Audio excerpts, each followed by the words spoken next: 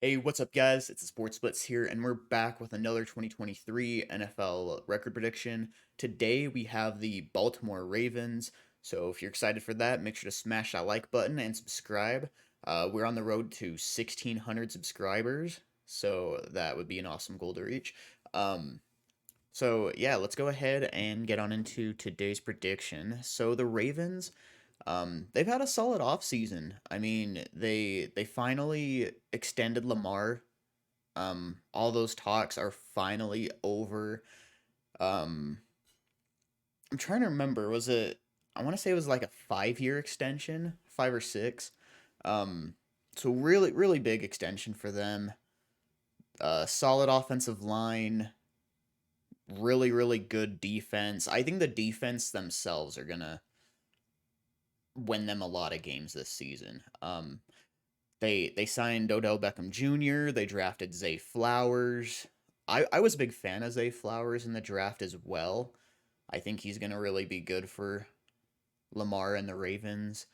Um, and really just adding Odell into that mix is really, really good. So yeah, I really like what I'm seeing from this team so far. So yeah, I'm gonna go through these games pretty quick. I'm not gonna take too terribly much time on them, but let's go ahead and get on into it.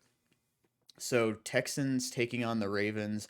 I mean, C.J. Stroud's very first NFL game against a very, very stout defense. Not looking good for him. I'm going Ravens. Um, then we have the Ravens taking on the Bengals, and I will say I think these teams are going to split. Okay. I don't see either team sweeping the other. And typically for these splits, I would usually have just like the home team winning. But in this case, it's a little bit different. I feel like the Ravens really, really tend to start off the season hot, and the Bengals tend to really start out really slow.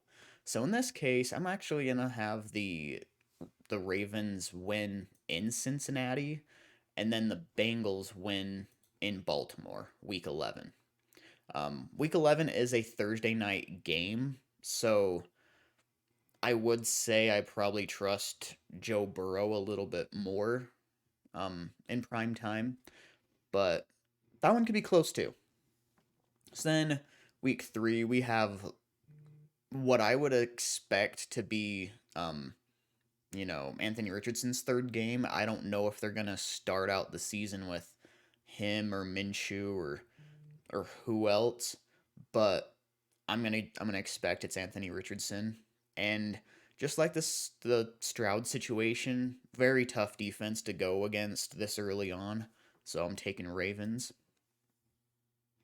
Then we have the Ravens taking on the Browns, and the Browns are an interesting team this year because they still have a very, very good offensive line. And in my mind, Nick Chubb is the best, like, pure downhill runner in the league. You don't see him catch a lot of passes or anything. Like, he's not, like, necessarily versatile in that area, but he's a very, very good runner, strictly. Um, so I don't know. I don't know what we are gonna see from Deshaun Watson. I'm not in love with the Browns receiving core. I mean, Amari Cooper's good, but I don't think he's really what everyone hypes him up to be honest. David Njoku is a really good tight end. I'd say he's top 10. And the Browns have a good defense. Okay, that's kind of the main thing for them. They have a really good defense, good run game. For this type of rivalry, I would say I would expect them to split. I'm going to go ahead and say the Browns win at home, and then the Ravens also win at home, week 10. That is a matchup I could actually see the Ravens sweeping the Browns. Um, not an expectation, but a very rare, very real possibility. So then we have week 5. taking on the Steelers. I mean, this is another situation with these AFC North matchups. The Ravens and Steelers always play each other really tough. Like it doesn't matter if one season, one team is 9-8 while the other team's 16-1. Like they play each other really tough, and I just cannot see either one of these teams sweeping them. You know, they the games are always fun and physical. I'm gonna take the Steelers with the first matchup, and then week 18 we're gonna have the Ravens, and that's gonna really be what ends up pushing them into the playoffs in my mind, beating them week 18. Week 6 we do have them taking on the Tennessee Titans, and I think Mike Vrabel is a good coach. And obviously they have Derrick Henry. I think they have a pretty solid defense, but I don't think it's incredible. No really great pass rusher in my opinion. They've got a good D line. I mean, they've got Jeffrey Simmons. Um, I know Harold Landry's a solid pass rusher, but other than that, nothing really sticks out to me. So I'm going to go ahead and go with the Ravens here. I think they're the clearly better team. Week 7, I mean, we have the Lions going and taking on the Ravens, and the Lions are another really improved team this offseason. And honestly, I would expect them to probably win the NFC North, but I just I personally feel like Jared Goff is going to struggle against this defense. I don't think they're going to be able to run the ball really well. And as good as the Lions offense should, in theory, be this year, I just don't think they're going to do well this game. I think this is a game that the offense is really going to struggle, and the Ravens are just going to put up more points. So, taking the Ravens here. Um, week 8, I already talked about this one in the Cardinals prediction. I mean, in my mind, the Cardinals are the worst team in the NFL right now. Um, I don't really see the Cardinals pulling that off. Then week 9, we have the Seahawks traveling to Baltimore to take on the Ravens. And this could be a really tough matchup, actually. The Seahawks have had an awesome offseason. They extended Geno for a little bit. They drafted another running back to help out Kenneth Walker. They got Zach Charbonnet. Obviously, they drafted uh, Jackson Smith and Jigba, get another weapon along with DK Metcalf and Tyler Lockett. Um, Obviously, they still have Noah Fant as well. And then they also drafted Devin Witherspoon to help out Tariq Woolen. I mean, this Seahawks team is looking really good. Um, I think this is going to be a close game. I really do. But something is just really pulling me to take the Seahawks here. I think the Seahawks are going to get away with this one. Then we already talked about the Browns and Bengals matchups. So then going to week 12, we have the Ravens taking on the Chargers. And the Chargers are an interesting team too. Like every year, I feel like they have just crazy potential, a lot of talent on their roster. Usually end up making the playoffs, but aren't like a clear best team in the AFC or anything.